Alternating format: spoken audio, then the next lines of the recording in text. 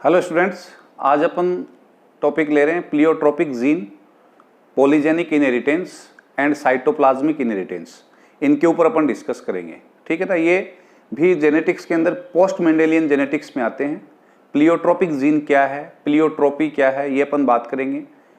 Polygenic या quantitative inheritance क्या है, क्वालिटेटिव इनहेरिटेंस क्या है, मोनोजेनिक इनहेरिटेंस क्या है, ये वर्ड्स अपन डिस्कस करेंगे। और साइटोप्लाज्मिक इनहेरिटेंस के बारे में अपन डिस्कस करेंगे। ठीक है, तो वन बाय वन अपन लेते हैं। सबसे पहले अपन लेते हैं pleiotropic gene and pleiotropy.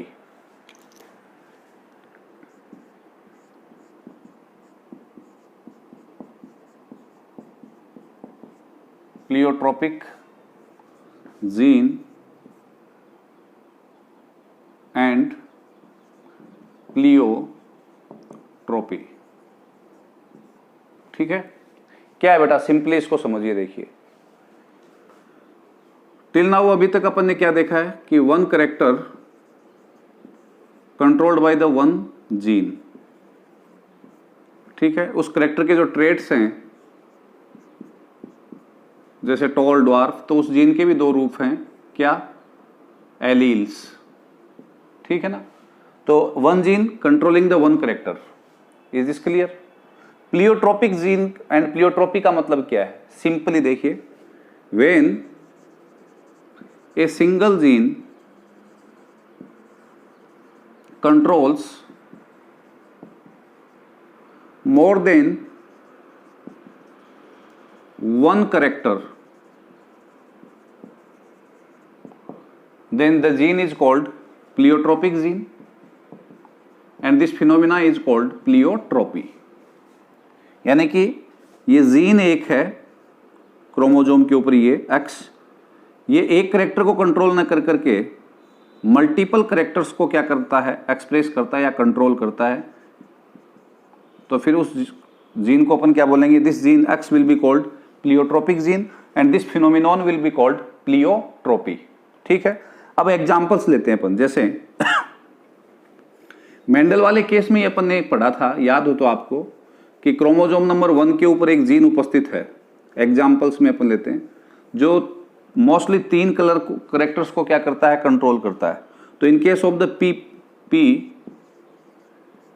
Gene present on first chromosome,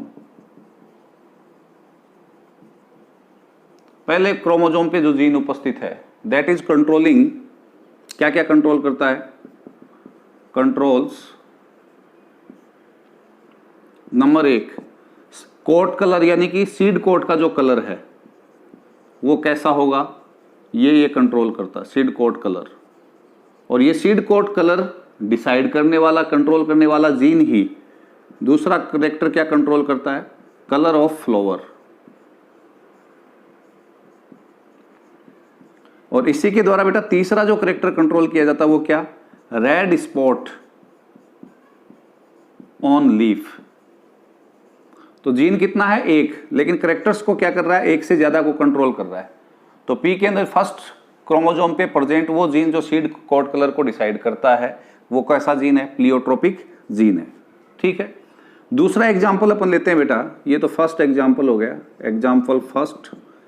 example second, that is also important. Drosophila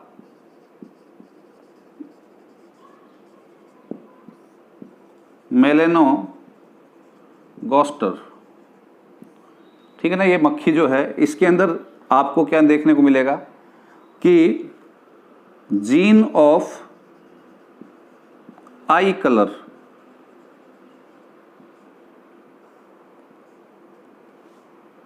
gene of I colour, I colour को तो डिसाइड कर ही रहा है कि वो रेड होगी या व्हाइट होगी। ठीक है ना, लेकिन इसके साथ साथ और कौन से कैरेक्टर्स? लॉन्गिविटी ऑफ बॉडी, यानी कि लेंथ ऑफ बॉडी को ये कंट्रोल करता है। ठीक है, इसके अलावा structure of reproductive organs, structure of reproductive organs को ये कंट्रोल करता है। इसके अलावा तीसरी जो चीज को ये कंट्रोल करता है वो क्या है? Number of bristles in wings. आपने कीट पतंगे जो है उनके विंग्स देखे होंगे, तो उसमें देखो ये झिल्ली सी मल्टीपल लेयर होती हैं, कभी आप पकड़ करके देखना, यानी कि एक के ऊपर एक झिल्ली सी वो विंग्स की जिसके बने होते हैं, वो एक एक जो लेयर होती है वो क्या कहलाती है, ब्रिस्टल कहलाती है। तो उन ब्रिस्टल्स की संख्या। और चौथा reduction in gamete production, gametes के प्रोडक्शन में रिडक्शन, कमी लाना। ये करेक्टर 4 अतिरिक्त, ये एकाई कलर वाला जो जीन है वो इन करेक्टर्स को भी कंट्रोल कर रहा है, एक पीढ़ी से दूसरी पीढ़ी में लेकर के जा रहा है। ठीक है, तो ये जीन भी जो आई कलर वाला जीन है ड्रोसोफिला में, वो कैसा हो गया, प्लियोट्रोपिक जीन हो गया। Is this clear? ठीक है, नेक्स्ट एग्जांपल और पूछा जा सकता है, उसमें क्वेश्चन भी बनता है, एक अलग से क्वेश्चन भी बनता है जो नेक्स्ट क्वेश्चन की अपन बात करेंगे, या नेक्स्ट एग्जांपल की। That is the example number 3 जो प्लियोट्रोपी के बारे में है। Example 3, gene of sickle cell anaemia in human beings के अंदर सिकल सेल एनीमिया से रिलेटेड जो जीन है, ठीक है ना। देखिए, आरबीसी नॉर्मल बनने के लिए या आरबीसी के ऊपर नॉर्मल हीमोग्लोबिन बनने के लिए जो जीन है वो है HbA, और जो म्यूटेंट जीन है यानी कि इसका जो एलिलिक फॉर्म है, डिफॉल्ट फॉर्म है, वो है HbS। समझना आप ये, अगर आप में मदर और फादर दोनों से आपको ये कॉम्बिनेशन मिला है यानी कि HbA, तो आप टोटली हेल्दी हैं। आपके अंदर आरबीसी की जो शेप होगी वो नॉर्मल होगी और नॉर्मल हीमोग्लोबिन बनेगा। ठीक है, दूसरी स्थिति ये हो सकती है कि आपको एक पेरेंट से HbA मिले और दूसरे से क्या मिले, HbS, तो आप कैरियर होंगे और दोनों जीन अपना क्या करेंगे, करेक्टर क्या करेंगे, क्योंकि कोडोमिनेंस में पढ़ा था आपने याद हो तो, थोड़ा बहुत मेलफिकेशन यानी कि अपन ये कह सकते हैं मेलाफाइड हीमोग्लोबिन बनेगा। ठीक है, यानी कि सेंसिटिव हीमोग्लोबिन बनेगा। और तीसरी स्थिति ये हो सकती है जो सर्वाइव नहीं करते, याद हो तो आपको लिथेलिटी के अंदर भी अपन ने पढ़ा था HbS, जिसमें क्रॉनिक एनीमिया से ग्रसित हो जाएगा बच्चा और चाइल्डहुड में उसकी क्या हो जाएगी, डेथ हो जाएगी। तो ये 3 कंडीशन है। अब मैं क्या कहना चाह रहा हूं आपको कि ये जो जीन है सिकल सेल एनीमिया का HbS, ठीक है ना, ये एक तो किस चीज को कंट्रोल कर रहा है, हीमोलाइटिक एनीमिया, जिसमें आरबीसी जो है वो नष्ट हो रही है, सिकल सेल्ड हो जाती है, हंसी आकार। ठीक है ना, और दूसरा जो ये करेक्टर को कंट्रोल करता है वो क्या है, वो इंपॉर्टेंट है जो आपको ध्यान में रखना है, resistance against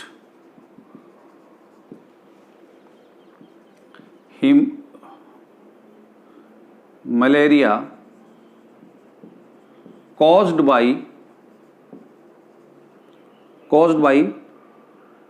Plasmodium falciparum. Plasmodium की अलग अलग जातियां जैसे ओवेल है, फेल्सीपेरम है। तो फेल्सीपेरम जो स्पीसीज है प्लाज्मोडियम की, जिसके द्वारा जो मलेरिया होता है, उस मलेरिया के अगेंस्ट आपको रेजिस्टेंस देगा। यानी अगर आप में ये HbS, आप में ये कॉम्बिनेशन है HbA और HbS, यानी कि आप में HbS जीन है, ठीक है, तो ऐसी स्थिति में आपको इस मलेरिया ऑर्गेनिज्म के द्वारा, कोजुअल ऑर्गेनिज्म के द्वारा जो मलेरिया होती है वो आपके अंदर नहीं होगी, क्योंकि उसके खिलाफ ये क्या करेगा, रेजिस्टेंस प्रोवाइड करेगा ये जीन आपको। तो ये जीन हिमोलाइटिक एनीमिया को कंट्रोल कर रहा है, साथ में आपको रेजिस्टेंस भी दे रहा है। तो दूसरा करेक्टर क्या हो गया, रेजिस्टेंस। तीसरा, ग्रोथ ऑफ टिश्यू ग्रोथ, ठीक है ना, tissue growth of kidney, heart and liver, kidney, heart, liver, ये जो हैं इनके टिश्यू की ग्रोथ को भी ये क्या करता है, कंट्रोल करने का काम करता है। कौन, gene of sickle cell anaemia. तो जीन एक काम अनेक, या अलग अलग एक से अधिक करेक्टर्स को क्या कर रहा है, कंट्रोल करने का काम कर रहा है। नेक्स्ट, और मैं एक इंपॉर्टेंट लेकर के आया हूं आपके लिए, gene of cystic fibrosis. Cystic fibrosis is a genetic disorder, ठीक है, जेनेटिक डिसऑर्डर है ये, तो इसमें मोस्टली क्या होता है, रेस्पिरेटरी सिस्टम और डाइजेस्टिव सिस्टम जो है उसमें म्यूकस ज़्यादा बनती है, और म्यूकस के ज़्यादा बनने से ये ब्लॉक होते हैं फिर ये सिस्टम। तो सिस्टिक फाइब्रोसिस का जो जीन है, जीन ऑफ सिस्टिक फाइब्रोसिस, ठीक है, this gene produces A enzyme, this enzyme helps in the synthesis of a glycoprotein that is called the CFTR। पूरा नाम है बेटा इसका cystic fibrosis, cystic fibrosis transmembrane conductance resistance. Cystic fibrosis transmembrane resistance, ठीक है, ये प्रोडक्ट बनवाता है ये। और ये CFTR क्या करता है, इसके बनने से क्या बनेगा, मोर म्यूकस, कहां पे, respiratory system and digestive system. तो ये करेक्टर तो ये कंट्रोल कर ही रहा है, यानी कि मोर म्यूकस बना करके रेस्पिरेटरी सिस्टम और डाइजेस्टिव सिस्टम को तो ये क्या कर रहा है, ब्लॉक कर ही रहा है। लेकिन इसके साथ साथ ये gene also controls secretion of enzymes and hormones by mixed glands, mixed glands such as, पता है ना आपको, पैंक्रियाज, लीवर, पैंक्रियाज, लीवर, इनके द्वारा जो पर्टिकुलर हार्मोन्स का सिक्रीशन होता है, एंजाइम्स का सिक्रीशन होता है, उस करेक्टर को भी ये कंट्रोल करने का काम करता है। कौन सा, जीन ऑफ सिस्टिक फाइब्रोसिस। ये तो ये डिसऑर्डर तो कर ही रहा है, इस करेक्टर को तो कंट्रोल कर ही रहा है, लेकिन इसके अलावा ये करेक्टर भी वो क्या करता है, कंट्रोल करने का काम करता है। Is this clear. तो ये क्या होगी, प्लियोट्रोपी, जिसमें हमने क्या देखा, एक जीन एक से अधिक करेक्टर्स को क्या कर रहा है, कंट्रोल करने का काम कर रहा है, ठीक है। नेक्स्ट अपन दूसरा जो ले रहे हैं बेटा, वो ले रहे हैं पॉलीजेनिक इनहेरिटेंस।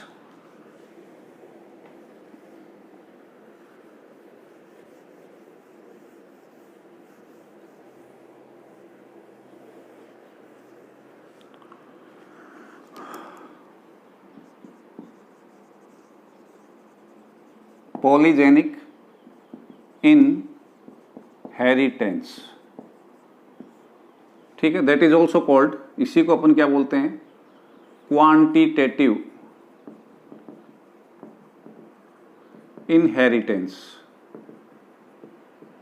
मात्रात्मक वंशानुगति, ठीक है ना। इससे पहले जो अपन पढ़ करके आए हैं उसमें क्या पढ़ा था, मोनोजेनिक इनहेरिटेंस।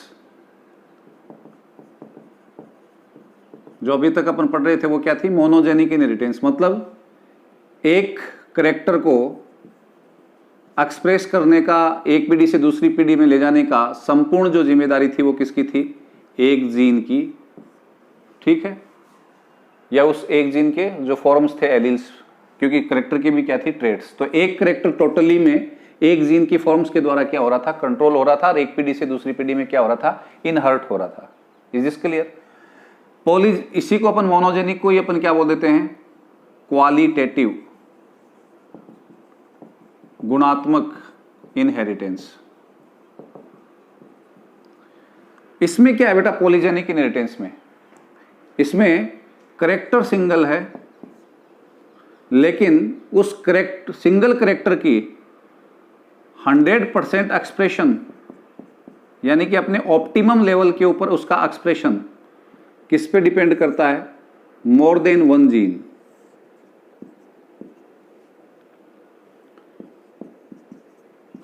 यानी कि एक से अधिक जीन है और वो जीन, मान लो 3 जीन है, तो तीनों जीन डोमिनेंट अवस्था में कहां पे पहुंचेंगे, प्रोजेनी के अंदर पहुंचेंगे, तो वो करेक्टर 100% एक्सप्रेस होगा।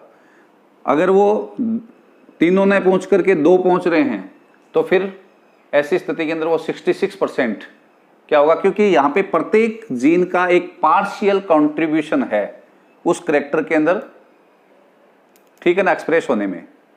ठीक है, यानी कि वो तीनों जीन मिलकर के अपनी अपनी क्वांटिटी क्या करते हैं, एडमिट करते हैं, कंट्रीब्यूट करते हैं उस करेक्टर के एक्सप्रेस होने में।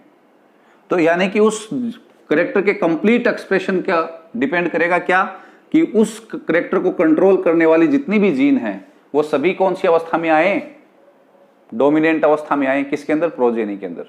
वो जितनी कम होती जाएंगी डोमिनेंट अवस्था में, उतनी ही परसेंटेज में या मात्रा में उस करेक्टर का लेवल या फ्रीक्वेंसी क्या होगी, कम एक्सप्रेस होगी। किसके अंदर, प्रोजेनी के अंदर। तो पॉलीजेनिक इनहेरिटेंस को अपन क्वांटिटेटिव भी क्यों कह रहे हैं, क्योंकि यहां पे प्रत्येक जीन की एक पार्शियल क्वांटिटी फिक्स है उस करेक्टर के एक्सप्रेस होने में। Is this clear? यानी कि each and every gene is contributing in the expression, partial contribution कर रहा है वो, क्वांटिटेटिव वाइज कॉन्ट्रीब्यूट कर रहा है किसमें, उस करेक्टर के एक्सप्रेस होने में।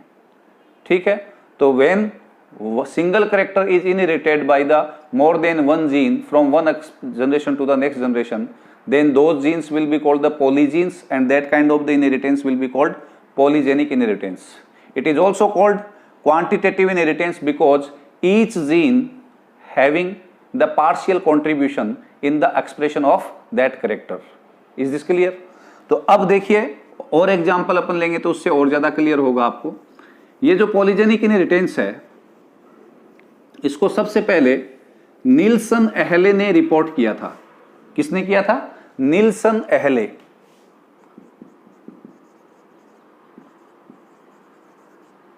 किसके अंदर? जो एग्जाम्पल था वो क्या था? Wheat kernel colour. ठीक है ना, व्हीट में जो बालियां आती हैं उनके कलर से रिलेटेड ये था। ठीक है, तो उन्होंने क्या कहा कि जो व्हीट के अंदर जो दाने बन रहे हैं, उन दानों का जो कलर है उसको एक जीन कंट्रोल नहीं करती है, दो जीन कंट्रोल करती हैं, ए बी बी। यानी ए जीन भी फुली डोमिनेंट अवस्था में है, होमोजाइगस डोमिनेंट, और बी भी। तो 100% ये कैसा होगा? रेड दाने बनेंगे, कर्नेल्स बनेंगे। और स्मॉल ए स्मॉल बी दोनों जीन कौन सी अवस्था में है? होमोजाइगस रिसेसिव में। तो क्या बनेंगे? वाइट। ठीक है, अब देखिए इंटरमीडिएट्स बनेंगे। कैसे बनेंगे? यहां से क्या आया? ए बी, और यहां से स्मॉल ए बी। तो ये फर्स्ट जनरेशन जो है उसमें क्या आएगा F1 में? ए small A capital B small B. तो यहां पे डोमिनेंट जीन की संख्या कितनी है? 2। जब डोमिनेंट जीन या एलील कितनी संख्या में? 4 थे, तो वो कैसा था? Dark red. लेकिन अब यहां पे वो कैसा होगा? 50% रेड, यानी कि लाइट रेड होगा। या इंटरमीडिएट वर्ड यूज कर सकता हूं मैं, इंटरमीडिएट कलर। ठीक है, अब F2 जनरेशन जब अपन प्राप्त करेंगे सेल्फिंग के द्वारा, तो गैमेट क्या बनेगा बेटा? Capital A capital B, capital A small B, small A capital B, small A small B. इधर भी क्या बनेगा? Capital A capital B, capital A small B, small A capital B, small A small B.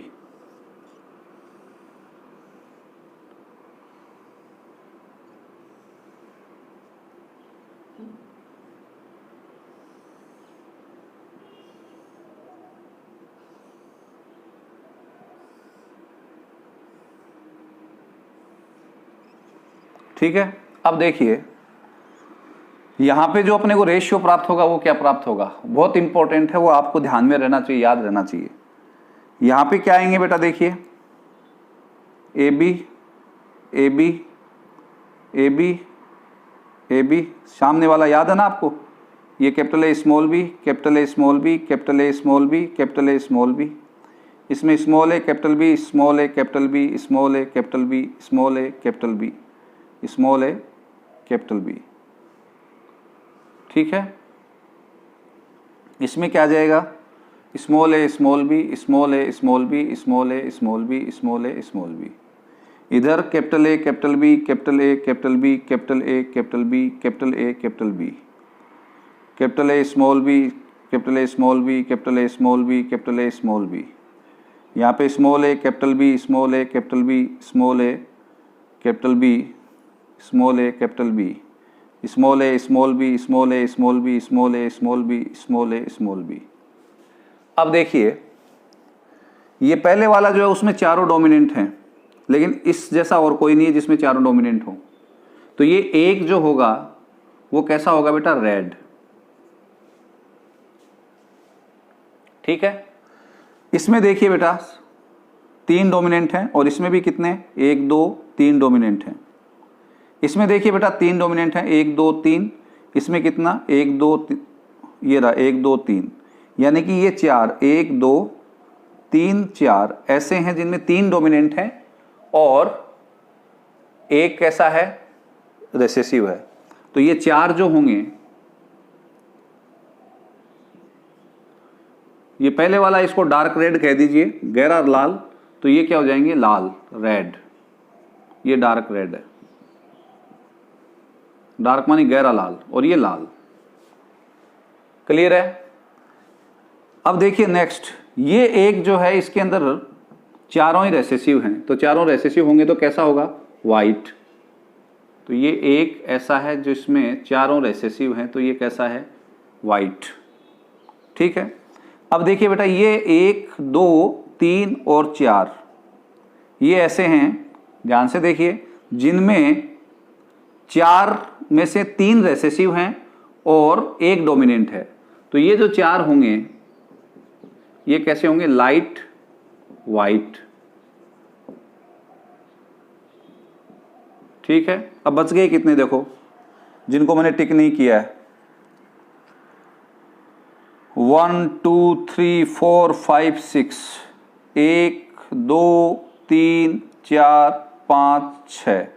इनमें 6 में आप देखिए 2 dominant मिलेंगे, 2 recessive, 1 2 1 2 1 2 1 2 1 2 और 1 2। ठीक है। तो ये कैसे होंगे बेटा, ये 6 इंटरमीडिएट होंगे,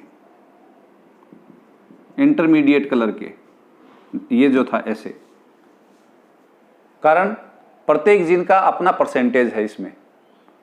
तो यहां पे अपने को जो रेशियो मिला वो क्या मिला, 1 4 6 4 1। टोटल देखिए 16 हो गए, 5 11 15 and 16।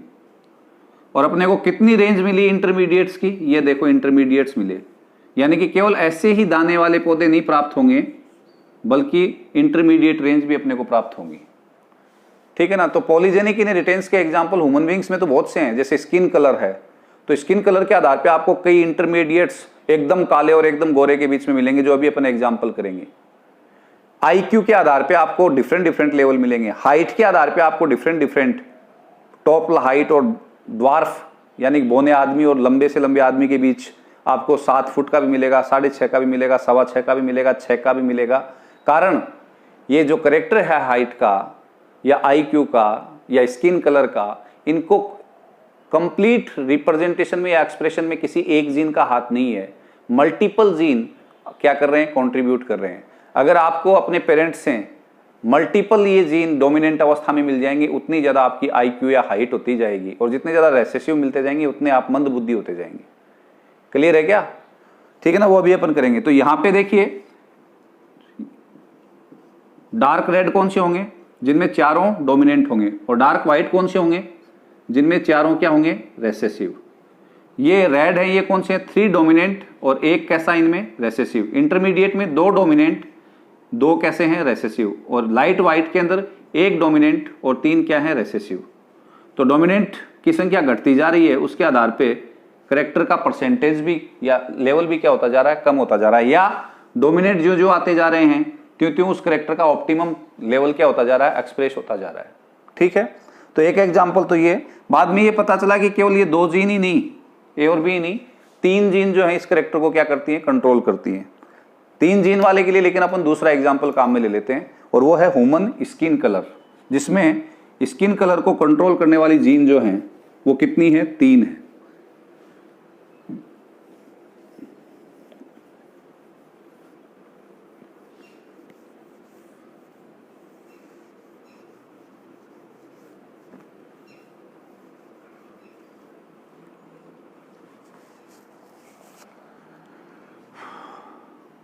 Skin colour in human beings and and that is studied by the Davenport. डेवेनपोर्ट ने इसकी स्टडी की थी, ठीक है ना। उन्होंने बताया कि ये निग्रो है, निग्रो का मतलब महाकाला, ठीक है ना, ए बी बी सी सी, क्योंकि उसके पास सभी जीन होमोजाइगस डोमिनेंट अवस्था में हैं। तो टोटल डोमिनेंट्स की संख्या कितनी होगी? 6। तो 6 हो गई, तो इसका मतलब वो अपने ऑप्टिमम लेवल पे वो करेक्टर एक्सप्रेस होगा। इसका क्रॉस अगर अपन करवा दें किससे? Small A small B small B small C, ये कौन होगा? वाइट। और ये कौन है? निग्रो, यानी कि डार्क ब्लैक। अब यहाँ पे गैमिट बना capital A capital B capital C, यहाँ पे बनेगा बेटा small A small B small C. ये F1 बना capital A capital B capital C small C. तो इसमें देखिए डोमिनेंट्स की संख्या कितनी है? 3। तो ये कैसा बनेगा? इंटरमीडिएट, जिसको मुलेटो बोलते हैं, ठीक है ना। क्या बोलेंगे उसको? मुलेटो। अब देखिए इसकी आप सेल्फिंग करवाओगे, यानी कि ऐसे का ऐसे के साथ ही क्रॉस करवाओगे, पेरेंट दोनों पेरेंट इसी जीनोटाइप के हैं, तो फिर ऐसी स्थिति में जो गैमिट बनेंगे वो तो पता ही है आपको कैसे बनाएंगे अपन। कैपिटल ए स्मॉल ए, फिर बाइफरकेट कर दीजिए कैपिटल बी स्मॉल बी, फिर बाइफरकेट कर दीजिए capital C small C capital C small C capital C small C capital C small C, A B small C capital A small B capital C capital A small B small C, small A capital B capital C, small A capital B small C, small A small B capital C, small A small B small C. 8 type के gamete बनेंगे। दोनों तरफ आपको रखने हैं ये gamete, box के अंदर जो अपन बनाते हैं, याद है ना।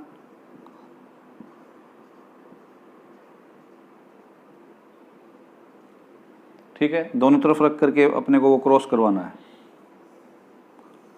चूंकि ये ट्राई हाइब्रिड क्रॉस है तो प्रोजेनी की संख्या कितनी होगी? 64।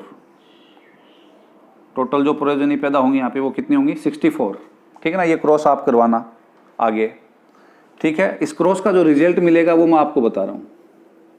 ये जो 64 होंगे प्रोजेनी, उन प्रोजेनी के अंदर जो रेशियो आएगा वो क्या आएगा? दैट विल बी 1:6:15:6:15:15:6:1, ठीक है। ये यहाँ पे अपने को क्या मिलने वाला है? रेशियो मिलने वाला है। देखिए 1:6:7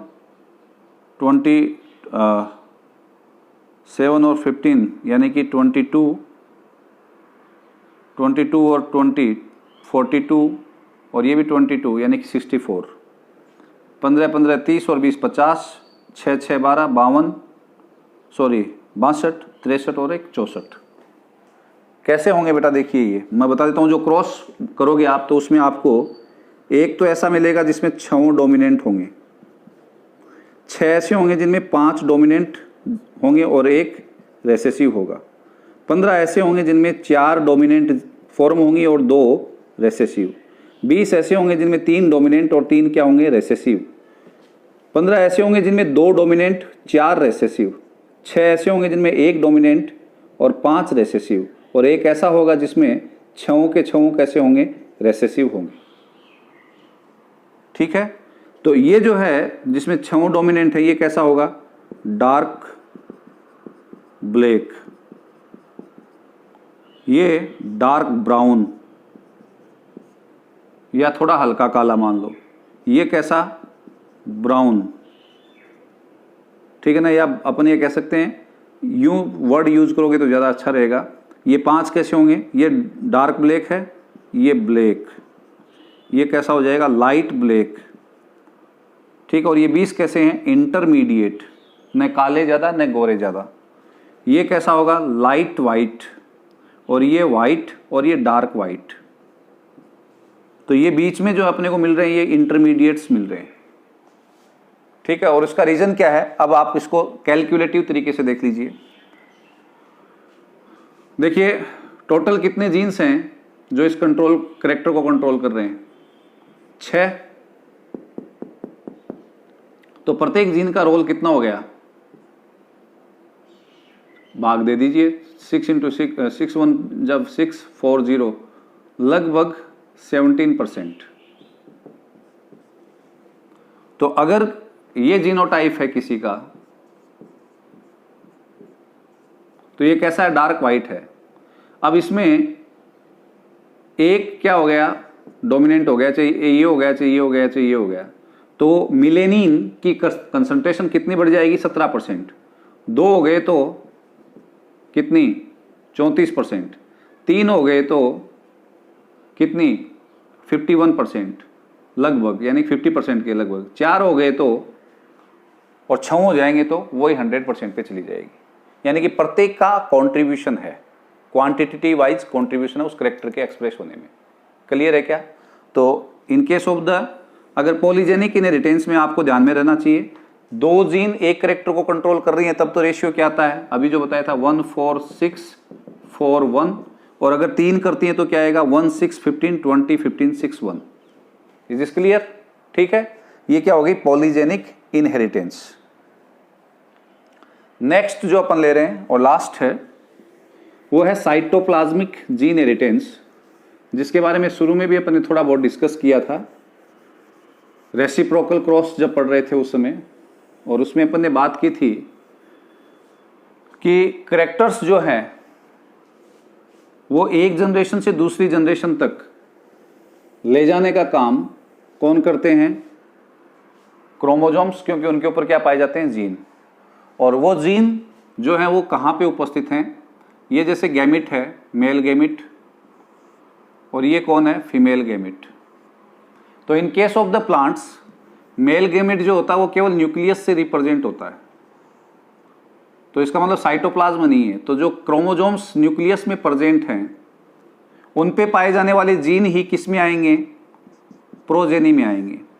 लेकिन फीमेल की साइड से न्यूक्लियस के क्रोमोसोम जो हैं उन पे पाए जाने वाले जीन्स भी और साइटोप्लाज्म के अंदर पाए जाने वाले जीन्स भी कहाँ पे आएंगे? प्रोजेनी में आएंगे। यानी कि प्रोजेनी के पास दोनों के न्यूक्लियस के जीन, यानी कि कैरियोजीन बोलते हैं उनको। कैरियोजीन का मतलब genes which are coming from the nucleus. और केवल फीमेल की साइड से कौन से जीन होंगे? साइटोजीन। साइटोजीन या प्लाज्मोजीन भी बोल देते हैं। Genes which are present in the cytoplasm are called the cytogene और द प्लाज्मोजीन। और इन जीन्स का प्रोजेनी को मिलना केवल किससे हो सकता है? फीमेल पेरेंट से। और वो फीमेल पेरेंट से क्यों? क्योंकि अभी अपन ने क्या देखा? At the time of fertilisation किसका साइटोप्लाज्म पार्टिसिपेट नहीं कर रहा है इस जाइगोट के बनने में, और जाइगोट से क्या बनेगा? ऑर्गेनिज्म, यानी कि एम्ब्रियो और ऑर्गेनिज्म बनेगा। तो यहां पे साइटोजीन किसके आए हैं? केवल कहां से आए हैं? केवल फीमेल की साइड से। तो characters which are inherited by the, ध्यान से सुनिए, characters which are inherited by the genes of the cytoplasm, genes of the cytoplasm are called the cytoplasmic characters, and their inheritance from one generation to the next generation will be called the cytoplasmic inheritance, and those genes which are present in the cytoplasm are called the plasmogene or the cytogenes, and these genes will move in the या transfer in the progeny only from the parent. कौन से parent? Female parent, because at the time of fertilization the cytoplasm which is participating is only of the female. Yes, nucleus is participating from both side. ठीक है, लेकिन cytoplasm में gene जो है वो केवल कहां से आ रहे हैं? साइटोप्लाज्मिक जीन फीमेल साइड से। क्लियर है? अब देखिए साइटोप्लाज्मिक जीन जो हैं वो उपस्थित कहां पे होते हैं? तो देखिए chloroplast and mitochondria, cytoplasmic inheritance क्या मतलब हुआ? Inheritance of characters from one generation to next generation controlled by cytogenes and these genes are present in the chloroplast and mitochondria। ये दो सेल ऑर्गेनिल ऐसे हैं जिनके अंदर क्या होती है, जीन पाए जाते हैं, ठीक है ना। इनका खुद का डीएनए होता है। लास्ट ईयर 11th क्लास में आपने पढ़ा होगा सेमी ऑटोनोमस सेल ऑर्गेनिल, जिनके पास 70S टाइप का राइबोसोम और हेलिकल या सर्कुलर क्या पाया जाएगा, डीएनए पाया जाता है खुद का, ठीक है। तो इस प्रकार की जो इनहेरिटेंस है उसको एक नाम और दे देते हैं, ऑर्गेनिलर इनहेरिटेंस। ऑर्गेनिलर इनहेरिटेंस भी अपन इसको कह सकते हैं, क्लियर है ना। Organellar inheritance we can also call this. तो ये ऑर्गेनिलर इनहेरिटेंस क्यों कहलाई जा रही है, क्योंकि ऑर्गन्स के अंदर पाए जाने वाले जीन्स इन करेक्टर्स को एक पीढ़ी से क्या कर रहे हैं, दूसरी पीढ़ी तक पहुंचा रहे हैं। ऑर्गेनिल कौन का मतलब, क्लोरोप्लास्ट और माइटोकॉन्ड्रिया, ठीक है।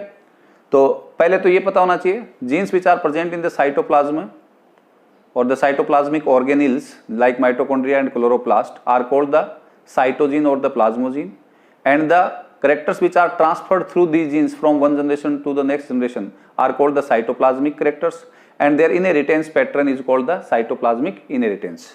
अब देखिए प्लांट्स के अंदर अपने को इसके कई एग्जांपल्स मिलेंगे साइटोप्लाज्मिक इनहेरिटेंस के।